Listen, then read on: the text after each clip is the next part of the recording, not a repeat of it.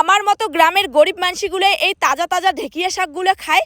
শহরের মানসিগুলো তো টাকা দিয়েও ঢেকিয়া শাক খুঁজি পায় না। আর হ্যাঁ, গ্রামের মানুষ বা শহরের মানুষ না, ঢেকিয়া শাক কিন্তু কম বেশি সব মানুষই পছন্দ করে। তবে মুই কইম অন্যান্য রাসায়নিক শাকের থাকি এই জঙ্গলের ঢেকিয়া শাকের অনেক গুণ আছে। So hey hello everyone, good morning সকাকে। কেমন আছেন সবাই? আমরা তো আছি কোনো রকম। তোমরা কেমন আছেন অবশ্যই কমেন্ট করি জানাবেন। তো যাই হোক, 2 দিন বৃষ্টি হওয়াতে আমার বাড়ির পাশের ফরেস্টত কিন্তু অনেক ঢেকিয়া শাক হয়েছে। সেই জন্য ভাইয়ের সঙ্গে আমরা চলে গেলাম আমার বাড়ির পাশের এই ফরেস্টটাত। এই ফরেস্টত কিন্তু খুবই কালাকচু আর ঢেকিয়া শাক পাওয়া যায়। আর আমার বাড়িতে কিন্তু মুই মাও ভাই আমরা 3 জনে ঢেকিয়া শাক খুবই পছন্দ করি। খালি ঢেকি শাক না হয়, আমার বাড়িতে বথুয়া শাক, রসুনি শাক, সার ছাড়া যত শাক পাওয়া যায় সব শাকে আমরা খাই। তবে বৃষ্টি হওয়ার পর যেহেতু প্রথমবার ঢেকিয়া শাকের কড়াগুলো বের হয়েছে, সেই জন্য বেশি একটা পাতা হয় নাই। আর 4-5 দিন গেলে কিন্তু এই ঢেকিয়া বাড়িতে খুবই জঙ্গল হবে, তখন কিন্তু যোগ বের হয়। আর হ্যাঁ, রাসায়নিক সার দিয়ে যেই শাকগুলো হয়, যেমন লাউ শাক, পুঁই শাক, কুমড়া শাক, মূলা শাক, এই শাকগুলো কিন্তু আমরা খাইলে শরীরের অল্প হইলেও ক্ষতি করে। কিন্তু তোমরা যদি জঙ্গলের এই ঢেকিয়া শাকগুলো খালি তেল আর নুন দিয়েও রান্ধি খান, তাও কিন্তু শরীরের পক্ষে অনেকটাই উপকারিতা। যাই হোক, মোর থাকিও কিন্তু মোর ভাই খুব তাড়াতাড়ি ঢেকিয়া শাক তুলির পায়।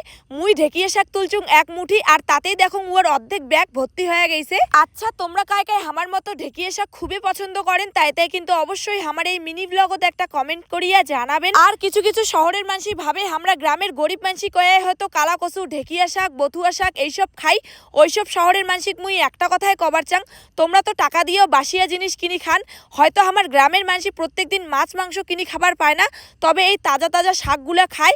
এই শাকত কোনো ভেজাল নেই, যার জন্য অসুখ বিসুখও খুবই কম। আর ঢেকিয়া শাক তুলতে তুলতে মুখ লাগে গেছে গরম, সেই জন্য ভাইক মুই কলুং শাক তুলে বাদ দে, চল গাছের ছায়া যেয়া বসি।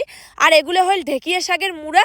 আর 2 দিন বৃষ্টি হলে কিন্তু এই মুড়াগুলো খুবই ঢেকিয়া শাক হবে। তারপর হাঁটিতে হাঁটিতে দেখো এই ধুমাগুলো পড়ি আছে। তোমরা হয়তো অনেকেই গা ঘষা হিসেবে চিনেন, আমরাও এই ধুমাগুলো দিয়ে গাও ঘষি।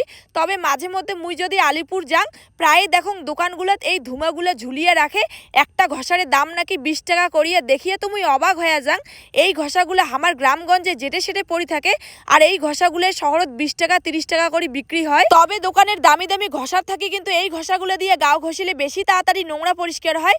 আর এই হল আমার বাড়ির পাশের ফরেস্ট, যার নাম হল চিলিল্যান্ড। আর এই ফরেস্টের একটা কাহিনী আছে। তোমরা যেই রাস্তাটা দেখির পাওয়া যাচ্ছেন, এই রাস্তার অর্ধেক অংশ হল কোচবিহারের, আর অর্ধেক অংশ হল আমার আলিপুর দুয়ারের। আর আমার বাড়ির পাশের এই চিলিল্যান্ড ফরেস্ট কিন্তু খুবই সুন্দর, অনেক মানুষ এসে পিকনিক খাবার।